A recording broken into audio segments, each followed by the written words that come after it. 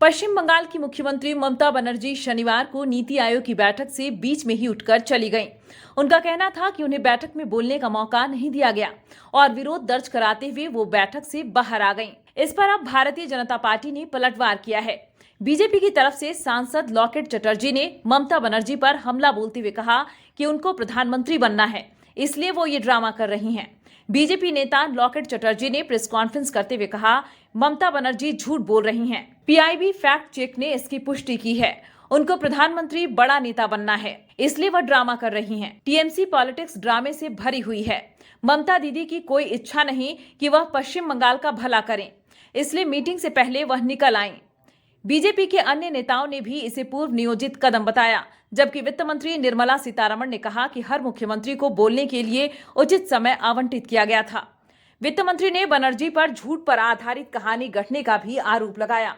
BJP के अलावा कांग्रेस नेता अधीर रंजन चौधरी ने भी ममता बनर्जी पर हमला किया।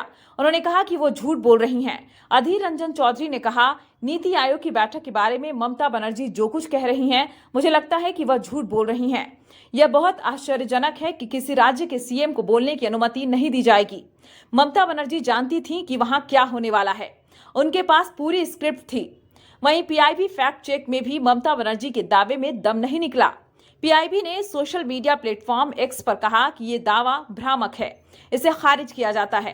पीआईबी की तथ्य जांच में कहा गया कि उनके बोलने का समय समाप्त हो चुका था। चलिए अब आपको बताते हैं कि ममता बनर्जी ने क्या आरोप लगाए हैं। उन्होंने नीति आयोग की मीटिंग में भेदभाव का आरोप लगाया है। दिल्ली से कोलकाता पहुंचने के बाद ममता बनर्जी ने कहा कि नीति आयोग की बैठक में चंद्रबाबू नायडू ने 20 मिनट तक अपनी बात रखी। असम, अरुणाचल, छत्तीसगढ़ और गोवा के मुख्यमंत्रियों ने भी 15-20 मिनट तक अपनी बात रखी, लेकिन मुझे केवल 5 मिनट अपनी बात रखने का मौका दिया गया। मीटिंग में मुझे घंटी बजाकर रोकना शुरू कर दिया गया। मैंने कहा, अगर आप बंगाल की बात नहीं सुनना चाहते हैं तो ठीक है, और मैं बैठक का बहिष्कार करके चली गई। सीएम ममता बनर्जी ने कहा कि मेरा मानना है कि राज्य और केंद्र के बीच हमेशा सहयोगात्मक संबंध होने चाहिए। सीएम ममता बनर्जी ने कहा कि मेरा मानना है कि राज्य और केंद्र के बीच हमेशा सहयोगात्मक संबंध होने चाहिए। विकास पर कोई राजनीति नहीं होनी चाहिए। मैंने सोचा कि इंडिया गठबंधन की तरफ से मीटिंग में सभी के लिए बोलूंगी। मैं बोलना चाह रही थी कि कैसे एनडीए के सहयोगियों को ज्यादा और अन्य को कम बजट दिया गया।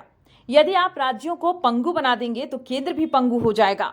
ममता ने कहा कि मैंने उन्हें भारत भूटान नदी के मुद्दों के बारे में बताया। तीस्ता बांग्लादेश मुद्दे पर कई लोग गुमराह कर रहे हैं, इस पर हमने अपनी बात रखी। बंगाल की सीएम ने कहा कि राजनाथ सिंह ने कहा कि सबके लिए 5-7 मिनट निर्धारित है। मैंने कहा कि आप लगातार घंटी बजा रहे हैं। मैं वरिष्ठ नेता हूं, मुझे बोलते हुए 6 मिनट से अधिक नहीं हुए हैं। मैं एकमात्र विपक्षी नेता हूं जो यहाँ पर आई हूँ। आगे से सोचना होगा कि क्या हम वहाँ फिर से जा सकते हैं या नहीं। वे अब झूठ बोल रहे हैं। टीएमसी सुप्रीमो ने कहा, मुझे कुछ राज्यों पर विशेष ध्यान देने से कोई समस्या नहीं है। मैंने पूछा कि वे अन्य राज्यों के साथ भेदभाव क्यों कर रहे हैं। इसकी समीक्षा की जानी चाहिए। मैं सभी राज्यों की ओर से बोल रही हूं।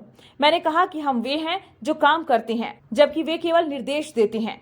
उन्होंने कहा, नीति आयोग के पास कोई वित्तीय शक्तियां नहीं है, तो यह कैसे काम करेगा।